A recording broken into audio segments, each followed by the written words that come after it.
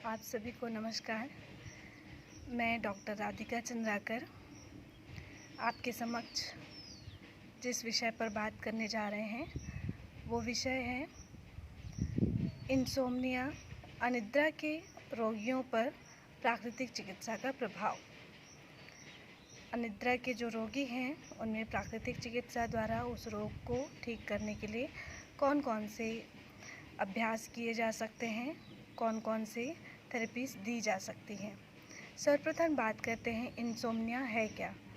इसे हिंदी में अनिद्रा कहा जाता है, निद्रा लोप भी बोलते हैं और इस शब्द का अर्थ ही है नींद ना आना। सर्वप्रथम उसके लक्षण के बारे में बात करते हैं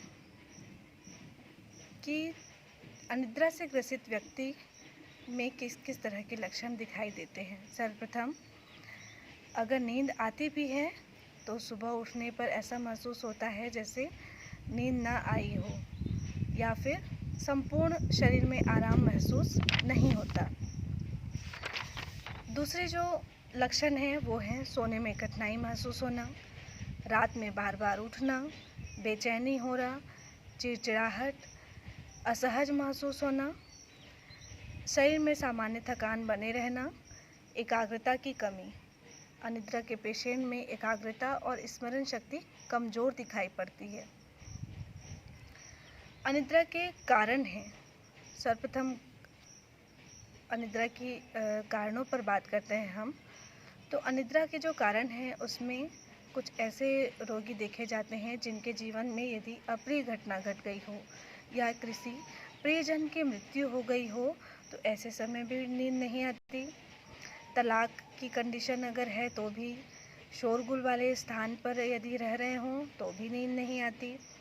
इमोशनल या फिज़िकल डिस्कम्फर्ट महसूस होने पर भी नींद नहीं आती।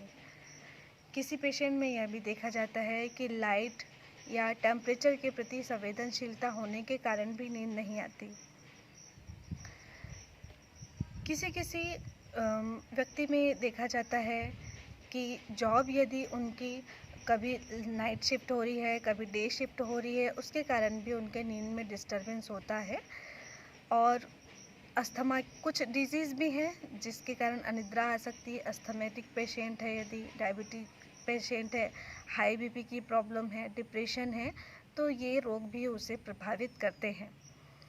साथ ही साथ यदि रात में बहुत ज़्यादा भोजन कर लिए हैं, ओवर ईटिंग भी एक कारण है इसका। शुद्ध वायु का न मिल पाना भी एक कारण है।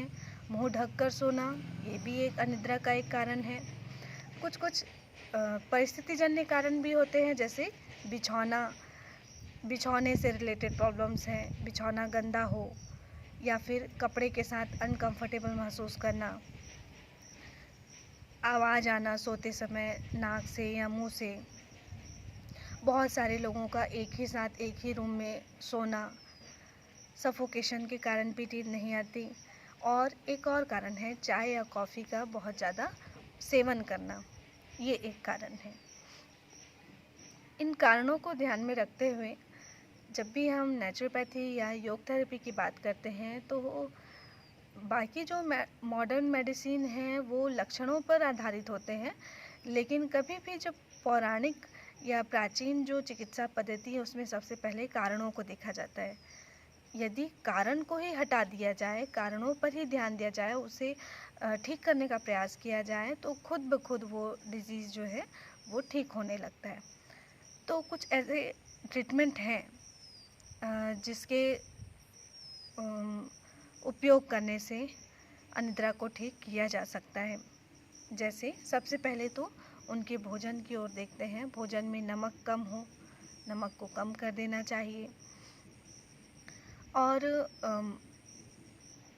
जो कि प्राकृतिक चिकित्सा पंच तत्वों से संबंधित चिकित्सा है, तो इस चिकित्सा में मिट्टी, जल, वायु, आकाश, अग्नि, इन सभी 5 तत्वों का उपयोग किया जाता है। जिस प्राकृतिक चिकित्सा का अर्थ है अपनी स्वयं की प्रकृति को प्रकृति के द्वारा ठीक करना, या फिर रोग वही है जो हमें ये संदेश देते हैं कि हमारे शरीर में गड़बड़ी उत्पन्न हो रही है, हमें उसे ठीक करना है। वो रोग है, एक तरह से संकेत देते हैं वो हमें। वो हमारी मदद करते हैं प्राकृतिक चिकित्सा के अनुसार। तो हमें सबसे पहले तो मड थेरेपी का उपयोग करना है। कॉन्स्टिपेशन बिल्कुल भी नहीं होना चाहिए, इसलिए सर्वप्रथम उनके लिए मड थेरेपी में एब्डोमिनल मड पैक ज़रूर देंगे, साथ ही साथ फोरहेड का मड पैक ज़रूर देंगे। सिर में दर्द होना, बेचैनी होना, इन सभी कारणों के कारण जो परेशानी उत्पन्न हो रही है और अनिद्रा की परेशानी हो रही है, तो उसको हटाया जा सकता है। दूसरी बात है गर्म पानी पीना। गर्म पानी हमेशा पीते रहना चाहिए ताकि जितना हो सके विजातीय द्रव्य हमारे शरीर से निकल सके।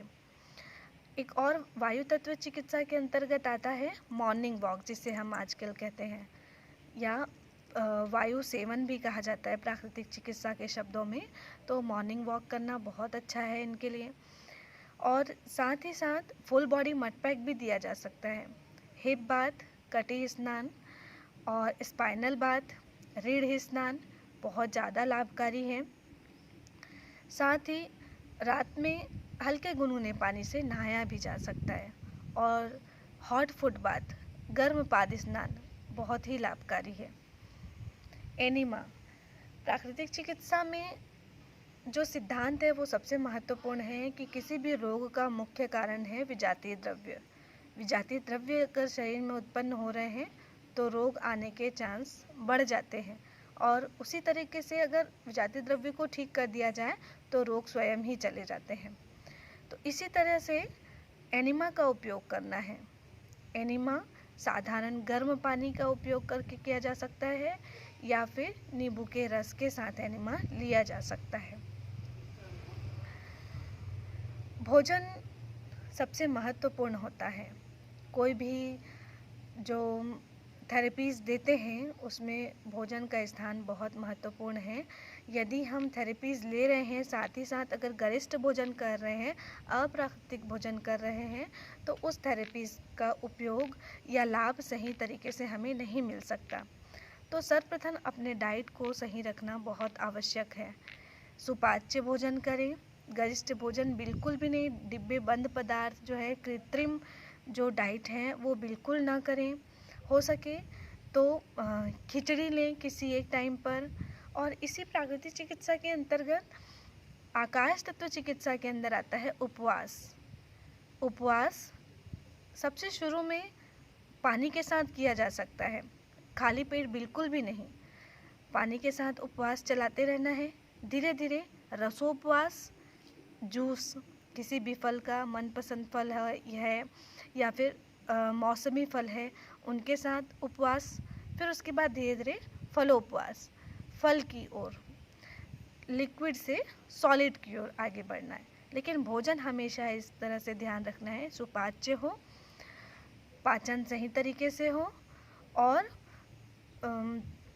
शरीर को लगे ऐसा अप्राकृतिक नहीं होना चाहिए कोई भी डाइट हमारा। साथ में कभी भी भोजन करने के बाद या तो वज्रासन में बैठे थोड़ी देर या थोड़ी देर टहलें। भोजन करने के बाद तुरंत लेटना नहीं है, इससे डाइजेशन खराब हो सकता है। भोजन करते समय पानी बिल्कुल भी ना पिए। आधे घंटे पहले और आधे घंटे बाद पी सकते हैं। इन सभी चीज़ों का ध्यान रखना है। भोजन हमेशा सात्विक होना चाहिए। एक और चीज़ हमारे लिए बहुत महत्वपूर्ण होता है अनिद्रा के लिए, कि हमारा शरीर खुद बायोलॉजिकली क्लॉक के अनुसार काम करता है। अगर हम 2 दिन जिस समय पर सोते हैं, तीसरे दिन उसी समय पर हमारा शरीर नींद मांगने लगता है, आराम मांगने लगता है। तो इसका हमेशा ध्यान रखें कि अपना सोने का स्थान बहुत स्वच्छ हो, शोरगुल से रहित हो और लाइट बहुत डिम हो तो भी अच्छा है। और समय निश्चित हो, एक निश्चित समय पर सोने वाले स्थान पर आप चले जाएं तो निश्चित ही आपको नींद आने लगेगी। कॉम्प्लिकेशंस की बात करते हैं। अनिद्रा से ग्रसित व्यक्ति को अगर इस प्रॉब्लम को ठीक न किया गया तो फिर कौन कौन सी दिक्कत आ सकती हैं। मेंटल हेल्थ से रिलेटेड डिसऑर्डर्स हो सकते हैं। अक्सर हमने देखा है कि मेंटल डिसऑर्डर्स जो होते हैं वो प्रॉपर ब्रेन के आराम न मिलने के कारण होता है, और शरीर को आराम तब मिल सकता है जब हम भरपूर नींद लें। साथ ही ये भी बहुत सारे रिसर्चेस हुए हैं कि अनिद्रा के कारण फास्ट ड्राइविंग की परेशानी होती है। जो अनिद्रा से ग्रसित होते हैं उनके साथ ये होता है कि ड्राइविंग फास्ट करने लगते हैं। ऐसे कंडीशन में एक्सीडेंट होने के चांस बढ़ जाते हैं। Depression, anxiety, performance level decrease होने लगता है। अगर नींद पूरी ना हो तो जो भी हम काम कर रहे हैं उसका स्तर बहुत कम हो जाता है और बीपी हाई होने लगता है। हार्ट डिजीज़ के चांसेस बढ़ जाते हैं। तो इस तरीके से कारणों में बाहरी वातावरण कारण भी है, मानसिक कारण भी है, एंजाइटी, डिप्रेशन और अलग अलग तरह की रोग भी हैं जो अनिद्रा के रिस्क फैक्टर्स भी हैं और कॉजेज़ भी हैं, दोनों चीज़ हैं। और एक और कंडीशन होती है प्रेगनेंसी के समय में भी बेचैनी होना, अनकंफर्टेबल महसूस होना, जिसके कारण भी अनिद्रा हो सकती है। तो इन सभी प्राकृतिक चिकित्सा का उपयोग करके अब कुछ प्राकृतिक चिकित्सा हम अपने घर पर भी कर सकते हैं। उनका उपयोग करके हम बहुत अच्छे से नींद ले सकते हैं और बहुत अच्छे से इस परेशानी से दूर जा सकते हैं। तो आशा है आपको ये टॉपिक बहुत अच्छा लगा होगा। इन्हीं बातों के साथ धन्यवाद।